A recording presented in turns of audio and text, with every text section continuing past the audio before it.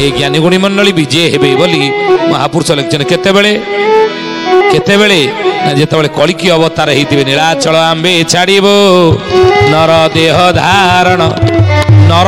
धारण करि सारिथिबो जेतेबेले नीलाचल क्षेत्र छाड़ी छतिया बटुक आमे जीवो नर धारण माने को नर सर धारण करथिबे जगन्नाथ महाप्रभु हरिदास महापुरुष लिखिले कलंकी रूप को धरिलो बाउला कला धला घोड़ा चढ़ी कृष्ण बलराम मृछ संगारिबे 12 हाथ खंडा धरी जय जगन्नाथ पतित पावन ओडिशा बड़ ठाकुर कल्प बटवासी प्रभु ब्रह्मराशि कଳି कलुष नाशन बोले कलंकी रूप को धरिलो बौल कला धला घोड़ा चढ़ी कृष्ण बलराम मृछ संगारिबे 12 हाथ खंडा धरी जगन्नाथ छतिया बटर देखिए ये जगन्नाथ खंडा धरछनी श्रीक्षेत्र पुरी रे जगन्नाथ खंडा धरना जगन्नाथ बलराम कौन खंडा धरिकी अच्छा ना कि छतिया जान देखिए छतिया घोड़े बस जगन्नाथ बलराम खंडा धरिकी बस नुई हरिदास महापुरुष से ही कथा मालिकार लिखिदे बोलिए महापुरुष हरिदास की ज्ञानी गुणी मंडली सुथी जानी उच्चदानंद कले कले बाबू रे श्री जगन्नाथ महाप्रभु से विजय हे नीलाचल क्षेत्र प्रभु छाड़े कड़की अवतार होते 12 हाथ खंडा धरिक मृछ संहार करेंगे बोली महापुरुष हरिदास मालिकार लिखिले कलंकी रूप को धरिलो बौल कला धला घोड़ा चढ़ी कृष्ण बलराम मृछ संहारिबे 12 हाथ खंडा धरी तेणु से उहाड़ी सुदर्शन को उहाड़ी भूति भक्तंको आसनी सिरे चंद्रमा उदय रातिरे चंद्रमा उदय चाहिता से ही पथ को तो बाबू चाहिता से ही पथ को 34 मालिकार अच्युत लिखिले जे हे महाप्रभु आपण से भक्त मान कौन विनाश हेबे भक्त मान कौन नष्ट हो जिबे ना महापुरुष लिखिले कथा हरिदास बोले फिटिब प्रजांक कषण दुष्ट होइबे शेष दुष्ट मान विनाश हेबे संवत्सर 5 सहस्र पड़ी शेष होइब सत्य युग आद्य प्रवेश शुभ युग होइब हरि हरि शब्दे मातिबे हरि भक्त माने हरस होइबे हृदय दुखी दरिद्र माने बोले भक्त मान को प्रभु रक्षा करिवे दुखी रखिकी प्रभु रक्षा करिवे केवल मृछ निबह निधने कलयसी करवालम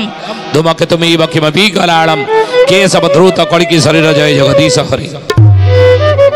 जय तो बोले लिखिले गीत गोविंद रे म्लेच्छ निबह निधने कलयसी करवालम म्लेच्छ विनाश पई जगन्नाथ महाप्रभु कलिकी हेबे जगन्नाथ होइबे कलंकी भेष कहीं म्लेच्छ मारिया पई से दिव 12 हाथ खंडार रही जन छतिया बट देखिए धरिकी गोला घोड़ा धड़ा घोड़ा बसंती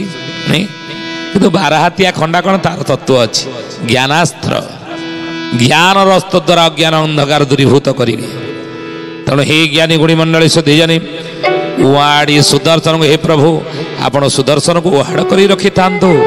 ये उहाड़ी होती भक्त को ये चेतुआ भक्त आपण भक्त मान को प्रभु आपण सुदर्शन चक्र घोड़ी घंट घोड़ी रखी था उआस निशी रे चंद्रमा उदय उआस निशी कहले कौन अमावास्या ये अमावास्या दिन चंद्रमा उदय होते माने हे ज्ञानी गुणी मंडली सोधे जानी ये अमावास्या दिन जन्म होते कि आप छतिया बटरे उआस निशी गले अमावास्या राति ना राम मणिमा आप जानते रामचंद्र देव एवं तांकर पुत्र सुपुत्र जे हरि मणिमा नुई तांकर सान पुओ हरि मणिमांकर जन्म होता माने चंद्र उदय हेले जमी अंधकार दूरीभूत हो जाए तो से बड़े छतिया बटरे से उदय होते जन्म होते उआस निशिरे चंद्रमा उदय चाही था से बेल को अपेक्षा करी था भक्त को प्रभु रक्षा करिवे सुदर्शन चक्र घोड़ी बोले चाहिथा बार गो पाण तो ही चाहिथा बाळ गो पाळ आउ चमक हेब चहळ ଆଉ ଚମକ ହେବ ଚହଳ ଚିତା ପ୍ରାୟ ଅଗ୍ନି ଜଳିବ ସେ କାଳେ ଚିତା ପ୍ରାୟ ଅଗ୍ନି ଜଳିବ ସେକାଳେ ନ ରହିବ ଥଳ ଗୋଡ଼ ବାବୁ ନ ରହିବ ଥଳ ଗୋଡ଼ चाहिथा बार गोपाल अच्युत कले हे बार गोपाल माने द्वादश गोपाल माने से पथ को अपेक्षा करिथा से बेल को अपेक्षा करिथा जेतले मिलेछ संहार बेल हेबो प्रभु मिलेछ विनाश करिवे काहे जल रूपे मोहि जगत नासिबी काहे पवन रूप रे सकल ग्रासिबी काहे जोग माया नै दुष्ट संहारिबी काहे व्याधि रूप रे मु पापिंगी नासिबी अकाल मृत्यु भूमिकंप द्वारा जानबान दुर्घटना 24 रे प्रबल हेबो ये 24 मसीह जानबान दुर्घटना अनेक लोक मरिवे लेखिक रखंदु ए कथा भूमिकंप प्रबल मात्रा रे हेबो अकाल मृत्यु हेबो सेही बळी प्राकृतिक विपर्य द्वारा बन्या बात्या द्वारा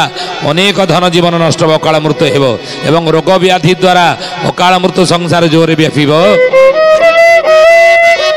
तेणु चाहिता बार गोपाल चमक हेबो चहल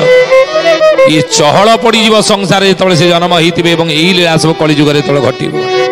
से विश्वर महाभारत युद्धर गोटी भाई वाक्य अच्छी हम परा विश्वरूप या छतिया बटर देखु आगुरी 600 वर्ष तले महापुरुष लिखिले तेणु छाड़ी घर द्वार मान बाबू छाड़ी घर द्वार मान पड़ाइबे सर्वजन आउ पड़ाइबे सर्वजन छनका होइबे धनीमानी ज्ञानी छनका होइबे धनीमानी ज्ञानी छाड़ी निज निज कर्म बाबू छाड़ी निज निज कर्म सुधी अने ही महाप्रभु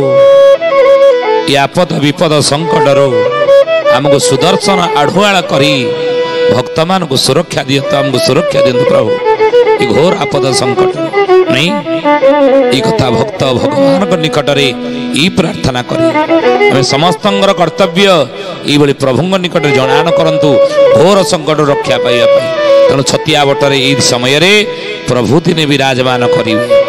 जेतले मीन खेलुथिबो 22 पाचे धर्म ध्वजा को चाहिए